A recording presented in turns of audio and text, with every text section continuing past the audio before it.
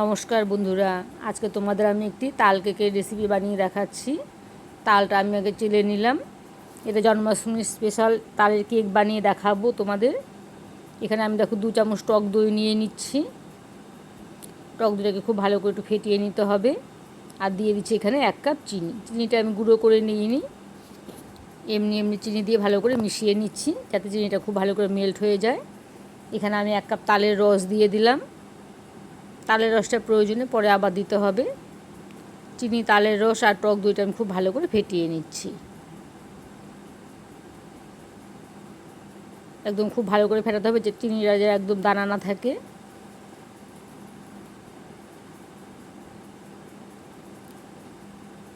এখানে আমি দিয়ে দিলাম 3 চামচ সাদা তেল। সাদা তেলটা দিয়েও আবার ভালো করে ফেটিয়ে নিচ্ছি।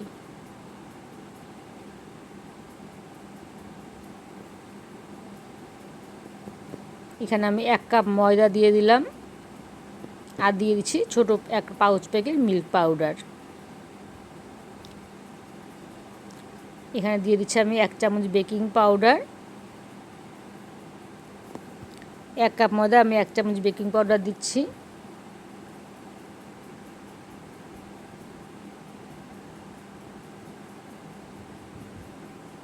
বেকিং পাউডার আর ময়দা দিয়ে খুব ভালো করে আমি মিশিয়ে নিচ্ছি। এখানে অল্প অল্প করে দুধ আমি দিয়ে দিচ্ছি, যতটুকু প্রয়োজন দুধের।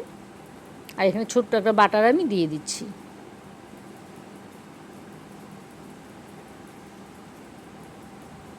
বাটারটা দিয়েও খুব ভালো করে আবার মিশিয়ে নিচ্ছি।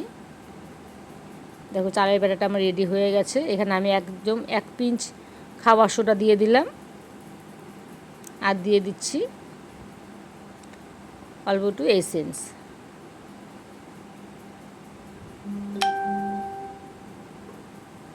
কিছু কাজু বাদাম এখানে আমি টুকরো টুকরো করে দিয়ে দিলাম।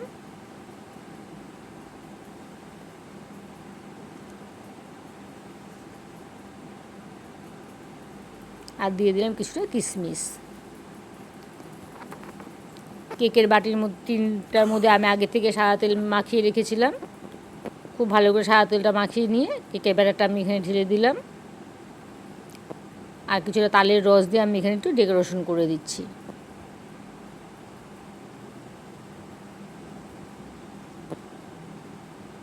একটা কাঠি দিয়ে আমি তালের রসটাকে খুব ভালো করে ছড়িয়ে দিলাম।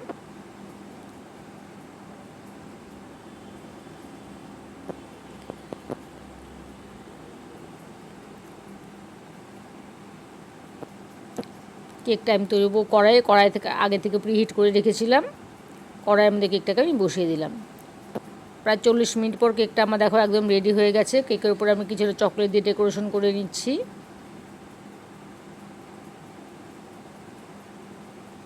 কারণ ঠাকুর ঘরে আমার এত ক্রিম টিম কিছু নেই, তাই আমি চকলেট দিয়ে ডেকোরেশন করে নিচ্ছি। কিছুটা হোয়াইট চকলেট, মিল্কি বার আর কিছুটা ডেয়ারি মিল্ক দিয়ে আমি ডেকোরেশনটা করে নেব।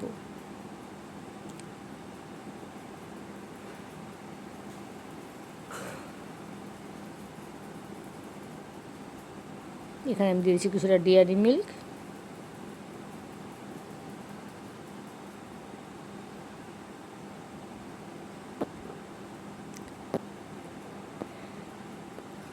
আর কিছুটা জেমস দিয়ে আমি ওপর থেকে একটু ডেকোরেশন করে দিচ্ছি।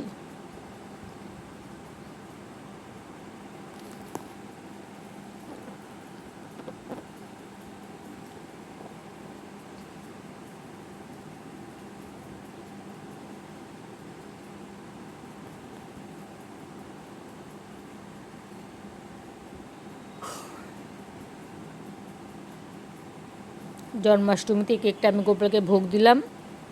দেখো কেমন হয়েছে দেখতে।